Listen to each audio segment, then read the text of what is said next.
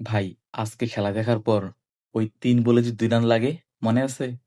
ওই ম্যাচের কথা মনে পড়ে গেছে। ভাই, এমনি কেউ ম্যাচ জিতে?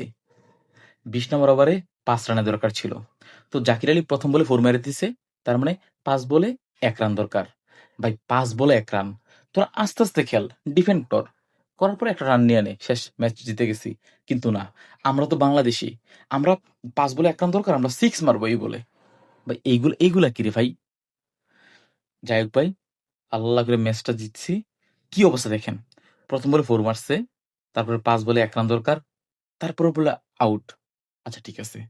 তারপরে বলে ডট। তারপরে বলে আবার আউট। তারপরের বলে ১ রান নিছে। চিন্তা করেন ভাই, এখানে ৫ রানের জায়গায় মানে লাস্টের ওভারে তো ৫ রান দরকার ছিল। ৫ রানের জায়গায় এখানে ৮-৯ রান লাগে। উপায়টা কি হইতো? অথবা এই যে জাকির আলী ১ম বলে ৪ টা মারে নাই। ওই ১ম বলে আউট হয়ে গেছে। তখন উপায়টা কি হইতো? বাংলাদেশ ভাই আমাদেরকে টেনশন দিয়ে মারবে। যাই হোক, তারপরেও বাংলাদেশ টিমের জন্য শুভকামনা।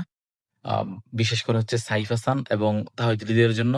যদিও তাহিদ হৃদয়কে আমার ভাল লাগে না। আগে ভাল লাগতো, বাট এখন আমার ভাল লাগে না। কিন্তু আজকের ম্যাচটা ভালো খেলছে। শুভকামনা রইলো। আরেকটা ম্যাচ জিততে পারলে আমরা চলে যাবো। সিউর।